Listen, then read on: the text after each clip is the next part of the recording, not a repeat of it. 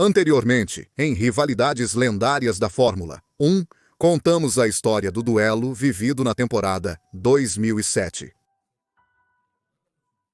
Um duelo que desencadeou uma das batalhas mais ferozes e polêmicas da história recente deste esporte. Um drama esportivo que resultou na autodestruição de uma equipe, um ridículo histórico e 2 pilotos sem nada. Hoje nos cabe relembrar a batalha que seguiu aquele duelo lendário. Uma luta entre o campeão experiente e, novamente, Fórmula 1 triunfo para fazer história neste esporte. Uma luta esportiva que não se destacou pela intensidade dos confrontos ou pela polêmica que poderia ter gerado, mas sim por um caminho que levou a 2 definições dramáticas, carregadas de emoção, tensão e drama. Então, senhoras e senhores, sejam bem-vindos ao 3º capítulo de Rivalidades Lendárias da Fórmula 1, Fernando Alonso versus Sebastian Vettel. Fernando Alonso Dias e Sebastian Vettel, 2 pilotos, foram os protagonistas de uma das batalhas mais emocionantes da Fórmula 1, entre 2010 e 2012. Uma batalha entre 2 caminhos distintos que levariam a 2 definições cruciais na busca pelo título mundial da Fórmula 1. Para entender essa rivalidade, devemos saber que, ao contrário do Hamilton-Rosberg ou do Alonso-Hamilton, essa luta não teve confrontos constantes na pista, sendo mais uma rivalidade indireta. Houve confrontos entre eles, mas não foram tão relevantes para a história, pois cada um seguiu um caminho diferente, resultando em um confronto direto pelo campeonato no final. Antes do confronto, os pilotos tinham histórias completamente distintas. O asturiano, campeão mundial em 2005 e 2006 com a Renault, apostou no projeto da McLaren. Um projeto que explodiu em seu rosto após a polêmica do Spygate e a rejeição da equipe em relação a ele. Depois disso, ele teria sido obrigado a voltar para a Renault para não ser prejudicado de novo pela equipe britânica. Porém, nas 2 temporadas com a equipe francesa, não teve carros com os quais poderia almejar os títulos mundiais. E somando aquelas 2 temporadas, conseguiria apenas 2 vitórias, uma no GP de Singapura e outra no GP do Japão de 2008. Porém, em 2009, ele assegurou seu futuro com a escuderia Ferrari. Isso porque na mesma temporada, a Ferrari havia feito uma má campanha e precisava se reformular para voltar a disputar em 2010. Para isso, muitas decisões seriam tomadas, incluindo demitir o campeão mundial de 2007, Kimi Raikkonen, e substituí-lo por Fernando Alonso, para que desde então, Fernando exibisse as cores mais míticas da Fórmula 1. Já a história de Sebastian Vettel seria bem distinta da de seu rival, pois ele chegou à F1 em 2007. Desde então, já demonstrava ótimas habilidades ao volante, que a Red Bull logo notaria. Queriam que fossem imediatamente atrás dele para integrá-lo à Academia de Jovens Talentos. Em 2008, surpreendeu o mundo ao vencer o Grande Prêmio no histórico circuito de Monza com seu modesto Toro Rosso. Red Bull desde sua chegada à F1 em 2005. Trabalharam com um único propósito. Não queriam ser apenas mais uma equipe no grid, mas sim um referencial, um constante contendente. Uma equipe que dá aos pilotos as armas para lutar por qualquer campeonato mundial.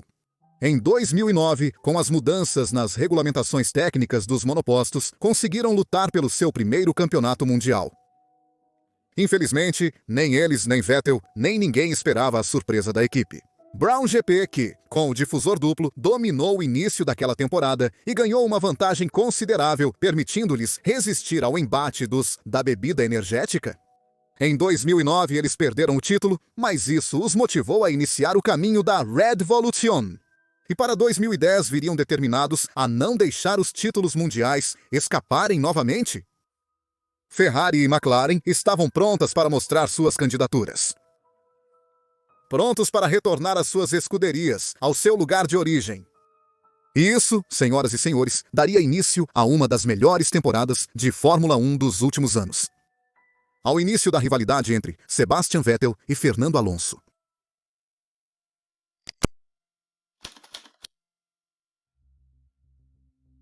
A temporada de 2010 da Fórmula 1 seria uma das mais memoráveis da história. Uma em que 3 equipes e 5 pilotos eram contendores a lutar pelas vitórias e também assim, pelo reinado da categoria. Red Bull com Mark Webber e Sebastian Vettel, Ferrari com Fernando Alonso e McLaren com Jenson Button e Lewis Hamilton. o que prometia emoção durante as 18 corridas do Mundial. A primeira corrida do ano seria realizada pela primeira vez desde 2006 no Bahrain International Circuit, onde a Red Bull conquistaria a pole position. Logo atrás deles estavam os pilotos da Ferrari, Felipe Massa e Fernando Alonso. E durante o decorrer da corrida, o piloto alemão vinha mostrando um ritmo formidável, afastando-se com contundência de todos os seus rivais. Mas, na volta 34, seu monoposto apresentaria um problema, fazendo-o perder potência. E isso seria aproveitado pela Ferrari para lhe tirar a vitória? Fernando, que ultrapassou seu companheiro na largada, estava na melhor posição para estrear como piloto da Ferrari, com uma vitória após 49 voltas. Alonso conquistou a vitória em sua estreia vestindo vermelho em um grande prêmio de Fórmula 1. Um feito histórico alcançado anteriormente apenas por Nigel Mansell, Kimi Raikkonen, Mario Andretti e Luigi Musso. Uma maneira inigualável de iniciar um relacionamento com a equipe e uma excelente maneira de ir atrás da perseguição do título mundial. As próximas corridas daquela temporada seriam marcadas por grande constância. O Red Bull de Webber e Vettel era imbatível na classificação, mas não tão esmagador no ritmo de corrida. Era comum ver McLaren e Ferrari enfrentando-os nos domingos. Além disso, seu monoposto era pouco confiável, sendo comum ver o carro sofrer avarias, como o problema mencionado no Bahrein ou no fim de semana seguinte com um defeito nos freios do carro de Sebastian Vettel, que novamente deixavam o alemão de mãos vazias quando ele estava a caminho de conseguir a vitória. Isso obrigaria Vettel a esperar até a terceira corrida do ano para inaugurar seu quadro de vitórias. Uma vitória gloriosa, já que o líder do campeonato mundial, Fernando Alonso, abandonou a prova devido a problemas no motor. Isso tornava o campeonato mais disputado entre vários pilotos, não apenas os que brigavam pelo título. Neste momento, Sebastião despontava como o piloto mais veloz da Red Bull, estando em ótima posição na temporada. Ele era o favorito deles para vencer, mas não esperava que seu companheiro de equipe dificultasse as coisas para ele. Após vencer consecutivamente na Espanha e em Mônaco, o australiano se firmava como forte candidato na disputa, ameaçando a posição do alemão na equipe. Com dois pilotos em igualdade de condições, lutando pelo título mundial, a Red Bull não podia dar preferência total a um deles. Nas últimas duas corridas, o australiano parecia mais veloz e superior ao alemão na disputa. Para o Grande Prêmio da Turquia, novamente, o australiano daria outro golpe de autoridade, garantindo a pole position com folga contra seu companheiro, que ficaria em terceiro atrás de Lewis Hamilton. Mas na largada, o alemão ultrapassaria o inglês com uma saída magnífica. Nos primeiros momentos da corrida, a disputa se concentrava nesse trio, com diferença mínima na pista e todos com chance de vitória. Após os pitstops, as posições permaneceram inalteradas. Mas desse ponto em diante, Vettel e Hamilton aceleraram mais que Mark Webber. Vettel, desesperado para vencer seu companheiro de equipe e se distanciar de Lewis Hamilton, começou a pressionar cada vez mais o australiano. Porém, na volta 40, Vettel levou essa pressão longe demais.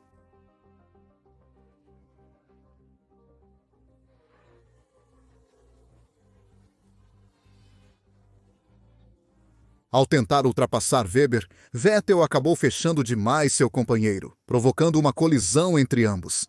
Para a sorte de Mark, ele conseguiu continuar a corrida após o contato, mas Sepp não teria tanta sorte. O golpe causaria sua segunda desistência na temporada e seu desconforto era evidente. O que ele achava da manobra? A McLaren alcançou uma dobradinha histórica e somou pontos importantes para o Mundial. Por sua vez, a Red Bull havia garantido o terceiro lugar de Webber, mas, após a desistência de Sepp, este se encontraria em quinto no campeonato de pilotos. 15 pontos o separavam do líder do Mundial, seu companheiro de equipe. Fernando largaria em quarto, a apenas um ponto de Vettel. A temporada ainda tinha muito a ser disputado. As próximas corridas foram uma constante batalha entre Hamilton, Vettel e Webber, que dividiram as 4 vitórias seguintes da temporada. Após o Grande Prêmio da Grã-Bretanha, Hamilton e Jenson Button liderariam a tabela de pilotos. Vettel e Fernando estavam mais distantes na luta, com o asturiano sendo o mais prejudicado, tendo uma diferença de 47 pontos para Hamilton. Isso foi provocado pela queda de desempenho da Ferrari desde o GP de Mônaco. Para se manter na disputa, Fernando precisava diminuir a diferença para seus adversários a partir do GP da Alemanha. Isso nos levaria a uma das maiores polêmicas da temporada de 2010. Porque, reconheçamos, não seria um capítulo de rivalidades lendárias se não existisse polêmica envolvida. A Ferrari deu um salto no desempenho, ficando em segundo e terceiro no grid para estender o domingo no Hockenheimring. Mas uma má largada de Vettel o deixou em terceiro, atrás de Fernando Alonso e Felipe Massa, que fez uma largada maravilhosa. Após a curva 1, ele assumiu a liderança. Durante a competição, Fernando tentou repetidamente, mas sem sucesso, ultrapassar seu colega brasileiro, passando muitas voltas atrás dele. Pelo rádio, começou a dizer à equipe que era mais rápido que Felipe Massa.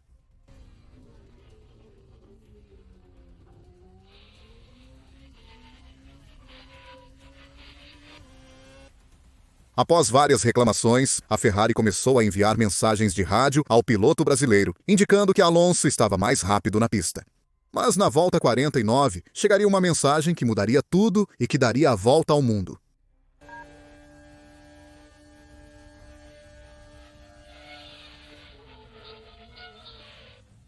A Ferrari deu uma ordem de equipe de forma indiscreta. Massa deveria ceder posição ao seu companheiro, obedecendo e desacelerando após a curva 6 para Alonso ultrapassá-lo. Se você é novo na Fórmula 1, provavelmente está se perguntando: qual é a polêmica? Nos últimos anos, temos testemunhado isso várias vezes, com Lewis Hamilton e Valtteri Bottas sendo exemplos evidentes. E de fato, o problema aqui é que para o ano de 2010, as ordens de equipe estavam proibidas. De fato, estavam proibidas. Uma situação similar e vergonhosa ocorreu com a Ferrari no GP da Áustria de 2002. Após o ocorrido na volta 49, Fernando liderou a corrida e venceu, obtendo um 1-2 para a Ferrari. Vettel, que havia feito a pole position, teve que se contentar com o terceiro lugar. Porém, a polêmica estava apenas começando e a corrida não terminaria ali. A cena no pódio era desconfortável, com Alonso comemorando minimamente sua vitória. Massa só podia ser visto com uma expressão de totem, mostrando seu incômodo por ter que obedecer à ordem da equipe. Mas, na coletiva de imprensa, a descarga de fúria dos jornalistas contra Fernando foi monumental. Eles faziam perguntas desconfortáveis como: você colocaria essa vitória ao lado de Singapura em 2008? Ou eles deveriam ter te tirado da corrida? Ou a realidade é que você não venceu Massa na pista e pediu para a equipe fazer isso por você? Algumas perguntas pareciam ter a intenção de irritá-lo, mas, após enfrentar a mídia, agora teriam que encarar a Federação Internacional de Automobilismo. Depois disso, Massa, Fernando e Ferrari teriam que responder aos comissários. Porém, no fim das contas, a punição foi branda, resultando em uma multa de apenas 100 mil euros. O resultado do Grande Prêmio não mudou, dando a Fernando Alonso a vitória e o começo de uma ótima sequência a partir dali. Nesta parte do Mundial, era evidente que a Ferrari só tinha Alonso como candidato à vitória. E também ficava claro que este Mundial seria apenas entre ele e a dupla da McLaren e Red Bull. Após o Grande Prêmio da Bélgica daquela temporada, Fernando era o pior posicionado na tabela, ficando em quinto lugar. Com 141 pontos contra os 182 de Lewis Hamilton, líder da competição, este último e Mark Webber pareciam favoritos para ganhar o campeonato. Vettel, mais discretamente, ficaria em terceiro, mas ainda distante de Hamilton na pontuação. No entanto, dali em diante, o campeonato traria várias surpresas inesperadas, sendo uma delas que Alonso venceu a Red Bull na classificação e conquistou a pole position. No GP de caça da escuderia Ferrari em Monza, ao seu lado teria o piloto britânico Jenson Button. Durante a largada do Grande Prêmio da Itália, este tomou a primeira posição de Fernando. Porém, na curva da variante da Ródia, Hamilton colidiu com Massa e abandonou a corrida. O líder do campeonato mundial teria que se retirar do Grande Prêmio sem pontuar. Assim, se Fernando vencesse, poderia recuperar terreno no campeonato de pilotos. Durante boa parte da prova, ele tentou, sem êxito, ultrapassar Jenson Button. Fernando tinha um carro mais rápido, mas a velocidade do motor Mercedes nas retas tornava impossível para ele tirar a posição do adversário. Curiosamente, a McLaren seria a artesã da vitória de Alonso. Uma parada lenta nos boxes e o ritmo mostrado por Fernando fariam com que, após sua parada, a Ferrari roubasse a vitória do piloto e da equipe britânica. Alonso conseguiria vencer no melhor lugar para um piloto da Ferrari e renascia na sua busca pelo trimundial. Mas a sorte sorriria para ele novamente no Grande Prêmio de Singapura, onde conseguiria mais uma vitória. Novamente, Lewis Hamilton teve um contato que o tirou da corrida. Com isso, Fernando já descontou 50 pontos. Após este GP, Alonso saltou para a segunda posição no campeonato de pilotos. No Japão, a Red Bull finalmente responderia com uma dobradinha liderada por Vettel, mantendo a disputa em aberto. Depois de Suzuka, 120 pontos, seguido por Fernando Alonso e Sebastian Vettel, 206 pontos. Atrás deles estavam Hamilton e Jenson Button, que haviam se distanciado nesta disputa. Faltavam 3 corridas e tudo poderia acontecer. Mas poucos imaginavam o que ocorreria. No Grande Prêmio da Coreia de 2010, agendado para 24 de outubro, no Circuito Internacional da Coreia, em Yongan, seria considerado um dos mais vergonhosos, absurdos e caóticos da era moderna da Fórmula 1. Um circuito inacabado, com vários detalhes que evidenciavam a falta de profissionalismo da organização, e com um asfalto que semanas atrás havia sido recém-aderido ao circuito. A tudo o que foi dito anteriormente, temos que adicionar que justamente no dia da corrida, uma forte chuva se fez presente no circuito. Isso, somado aos outros fatores mencionados, resultaria em uma das maiores esperas para o início de uma competição. A corrida durou 3 voltas atrás do safety car, antes de ser interrompida com bandeira vermelha devido ao asfalto muito escorregadio. Após mais de 1 hora de paralisação, a corrida foi retomada atrás do carro de segurança. Isso nos levaria a 17 voltas, assistindo ao desfile dos carros mais rápidos do mundo em um circuito que se afundava em vergonha e que testavam o amor de cada um pela fórmula. A corrida começaria na volta 18, com Sebastian Vettel, Mark Webber e Fernando Alonso nos 3 primeiros lugares. O circuito lembrava mais uma corrida de sobrevivência do que um grande prêmio de F1. Na volta 19, teríamos a primeira surpresa do dia, com todos os outros acima de 2 minutos naquela volta inicial.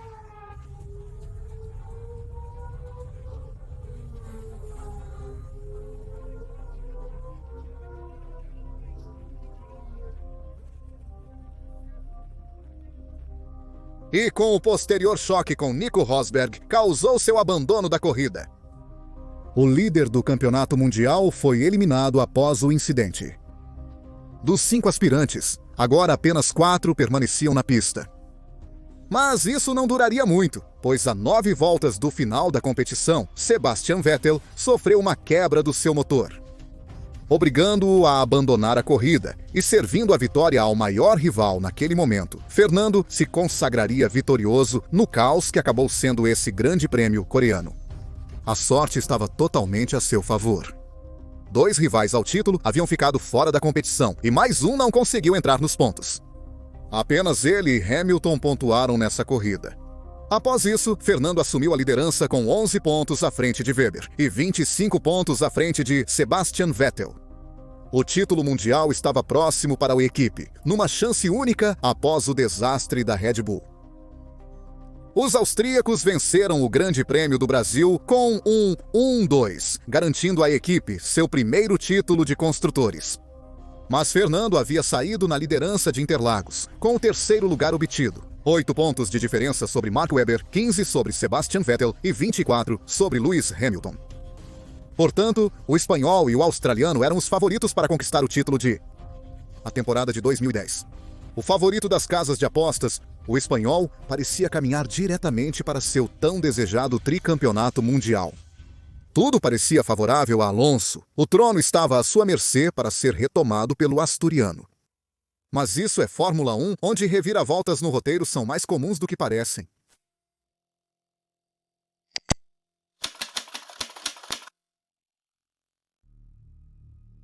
Ferrari e Alonso chegaram como favoritos ao circuito Marina Jazz, em Abu Dhabi, para a rodada final do campeonato de Fórmula 1. Todos observavam o retorno triunfal de Alonso ao topo. Documentários, vídeos especiais e tudo o que funcionasse estavam sendo preparados para celebrar o tricampeonato que antes havia escapado das mãos de Fernando. Pela primeira vez na história da F1, 4 pilotos chegavam à final da temporada com chances matemáticas de título mundial. Mas Vettel e Hamilton eram os com menores chances e precisariam de um milagre para vencer. Toda a imprensa especulava se Vettel deixaria seu companheiro de equipe da Red Bull passar para garantir o título, caso liderassem a primeira e segunda posição. Mas Sepp não queria se dar por vencido, e suas intenções eram claras: ganhar a corrida e esperar para ver o que acontecia atrás dele. Sebastian Vettel conquistou a pole position, com Fernando Alonso em terceiro, à frente de seu rival Mark Webber, que obteve apenas a quinta posição. Fernando parecia estar no caminho certo para alcançar o tão almejado tricampeonato. Porém, uma largada ruim no GP dificultaria muito seu trabalho. Ultrapassado por Jenson Button, ficou em quarto lugar, logo à frente de Mark Webber. E com a obrigação de não deixá-lo passar, se não quisesse ver seu campeonato se esvair. Mas, alguns metros à frente, Schumacher e Vitante Oliuzzi colidiriam aparatosamente, obrigando a saída do carro de segurança. Neste momento, vários pilotos, como Nico Rosberg, Jaime Alguersuari e Vitaly Petrov, aproveitariam para trocar os pneus. E aí, rapazes? É crucial que vocês memorizem esses 3 nomes a partir deste momento. Após o safety car, a corrida foi retomada com Vettel na liderança, Hamilton em segundo, Button em terceiro e Alonso em quarto, à frente de Webber. Mas, atrás dele, Felipe Massa pressionava para tentar ultrapassá-lo, aliviando a tensão de Fernando Alonso. Isso poderia levar Mark a um erro de condução, o que de fato ocorreria. Na volta número 9, ele cometeu um pequeno erro, colidindo seu pneu traseiro direito no muro. Na volta 12, a Red Bull decidiria levar Mark Webber aos boxes para evitar um furo de pneu. Além disso, para tentar fazer um undercut em Fernando Alonso. 4 voltas depois, a Ferrari decidiria não correr riscos. Aproveitando que Mark Webber foi bloqueado por Jaime Alguersuari, Fernando foi aos boxes. A jogada parecia perfeita, pois após as paradas, Fernando seguia à frente de Mark Webber. Havia sorrisos em toda a box da Ferrari. Tudo parecia ir de acordo com o plano, mas no fundo, a risada que mais se ouvia era da equipe Red Bull. A Ferrari caiu em uma armadilha da qual não se deram conta em momento algum. Lembram-se dos nomes que eu disse no início do vídeo? Após as paradas, Alonso ficaria atrás de Nico Rosberg e Vitaly Petrov, que não precisavam parar de novo. Com esses pneus, eles poderiam terminar a competição. Alonso estava em sexto virtualmente. Considerando os pilotos que não pararam e, ao fazê-lo, ficariam para trás. E lembram quem estava ganhando a corrida? Exatamente Sebastian Vettel, aquele que precisava de um milagre para ser campeão mundial? Esse milagre havia aparecido. Para Alonso se tornar campeão mundial de jazz, Marina precisava ficar em quarto lugar caso Vettel vencesse a corrida. Para isso, ele precisava urgentemente ultrapassar Petrov e Rosberg na pista. Mas volta após volta passava, e isso não acontecia. O circuito Marina Jazz é um circuito onde ultrapassar é muito difícil. Naquele dia, o russo decidiu fazer a corrida de sua vida. Como se sua permanência na F1 dependesse de deixar Alonso para trás, as voltas se esgotavam e Fernando não conseguia ultrapassar Petrov. A situação era desesperadora, e por mais que a Ferrari encorajasse seu piloto, ele não podia fazer mais nada. Alonso, resignado, perguntava se Hamilton poderia vencer a corrida, mas isso não aconteceria. O tricampeonato de Fernando estava apenas em suas mãos, mas as voltas estavam se esgotando, as opções pouco a pouco terminavam. Na volta 47, Robert Kubica fez sua parada e terminou à frente de Vitaly Petrov. As coisas ficavam ainda piores para Alonso, já que não se tratava apenas de ultrapassar o russo Nico Rosberg, agora também tinha que ultrapassar Robert Kubica, com apenas 8 voltas para o final da corrida. A Ferrari não podia acreditar. Eles estavam tão preocupados com Mark Webber que negligenciaram Sebastian Vettel e caíram em uma armadilha perfeita da Red Bull. Na volta 55, Vettel cruzou a linha de chegada, realizando o milagre. O que não tinha nada a perder, roubou de Fernando Alonso o título mundial da temporada 2010.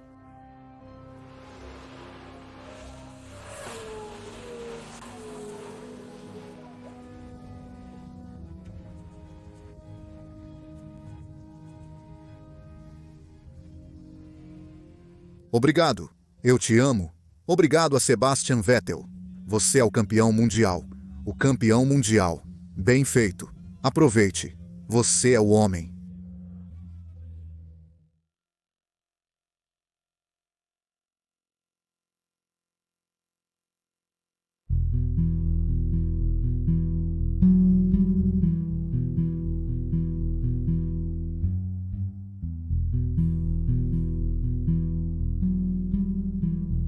Obrigado.